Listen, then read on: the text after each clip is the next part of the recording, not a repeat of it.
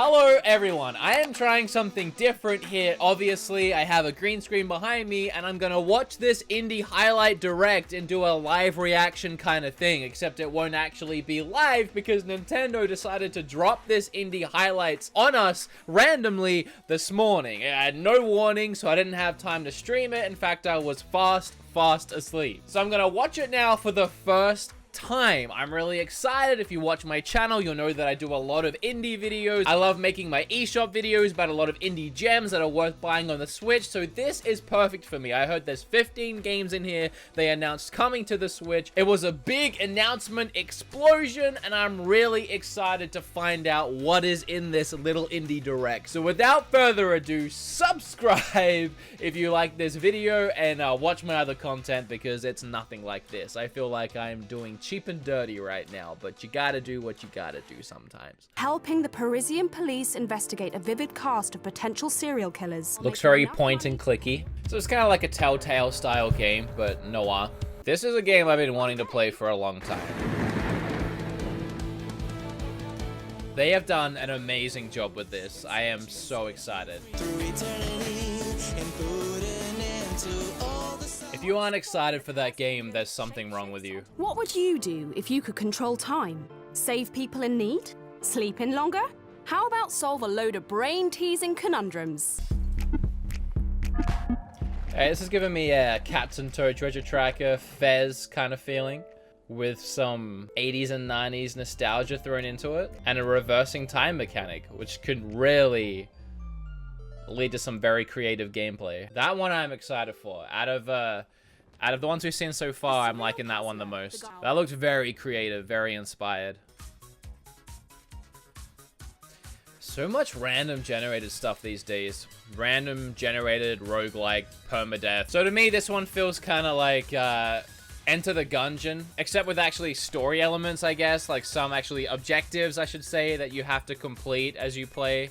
So it's not just a straight run and gun twin stick shooter kind of thing. The controls look tight. It looks like it'd be a lot of fun the same way as Enter the Gungeon, but I gotta say, from what I just saw, I'd probably prefer to play Enter the Gungeon. Defend your island kingdom from hordes of Viking invaders. Oh, I saw this one somewhere else. I think during the E3 presentation, we saw a glimpse of this. So it's like an RTS tower defender, I suppose. Personally, I'm into these kind of games. I'm not too excited for this one in particular, but it does have a really nice art style. I like the way it looks. It's got a lot of charm to it. It's kind of adorable for what it is.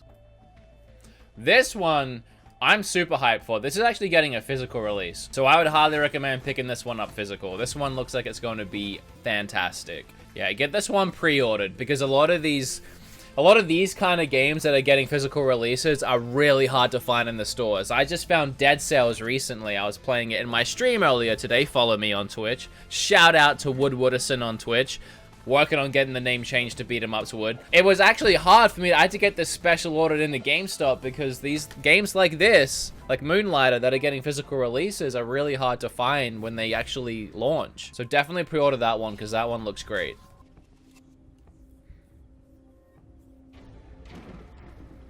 Very interesting. I don't hate what I'm seeing, but I'm trying to work my head around what kind of game it is. I like the ashy gray aesthetic to this game. Very dark. I want to know more about that one. That didn't tell me nearly enough. I'm interested in that. And this looks gorgeous, whatever this is. Wow, this looks friggin' beautiful. Wow, this looks great. What is this? It's friggin' epic, man. Why was that also epic looking, but now we're stuck in drab, dark looking dungeons? It all looks so epic, and then it got to the gameplay and it was all in caves, like dark, depressing looking caves.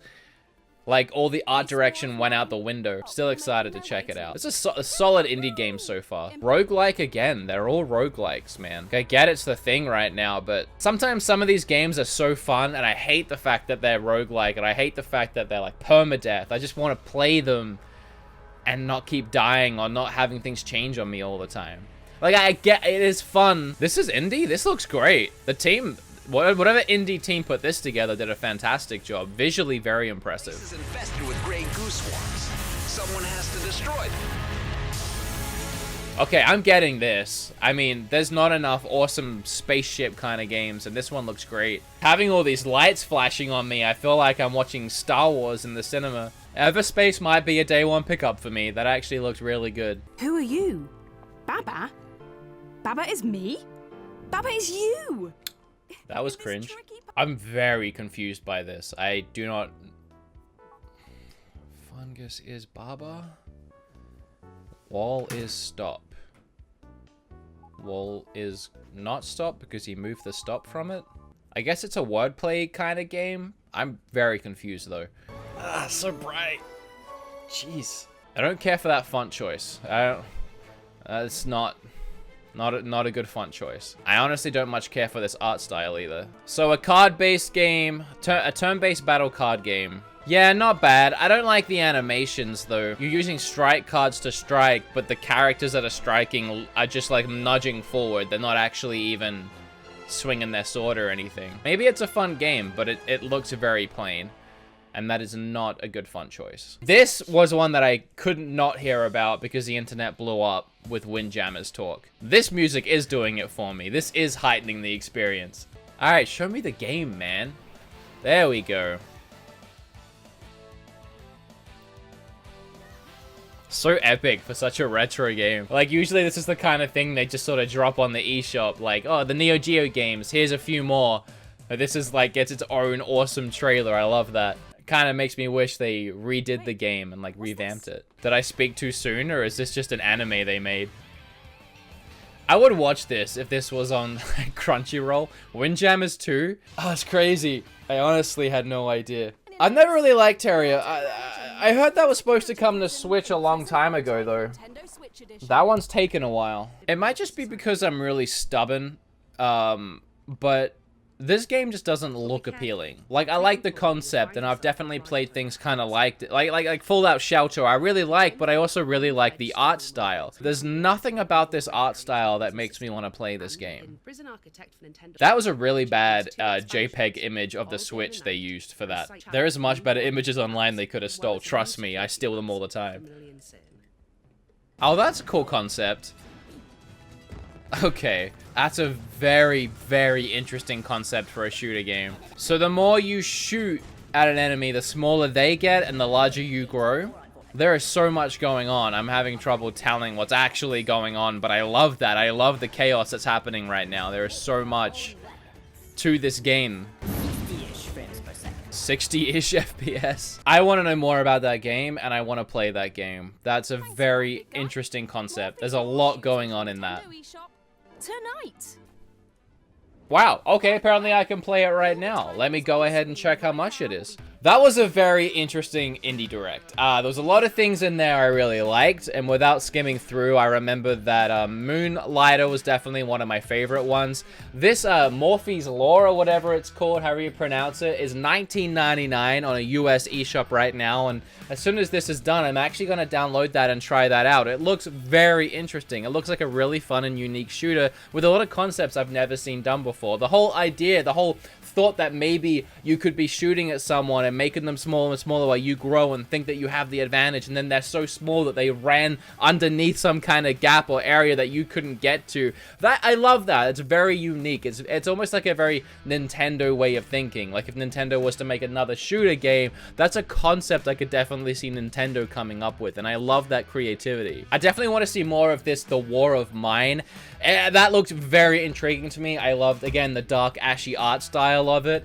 It looks very depressing, very somber, and I just want to tackle it. I want to dive into it, and I want to find out more about that world. And the first thing I thought of was like a 2D side-scrolling Resident Evil feel to it. Children of Morta looks good. Everything I saw from the animation and the cutscenes looked absolutely incredible. Then when it dived into these caves, it suddenly became very dark and not that visually stimulating that I was experiencing before. Like a lot of this around here, I don't really like that. So I hope that the whole game isn't set in caves like that, because everything else looked like this is absolutely gorgeous. I want more of that bright colors.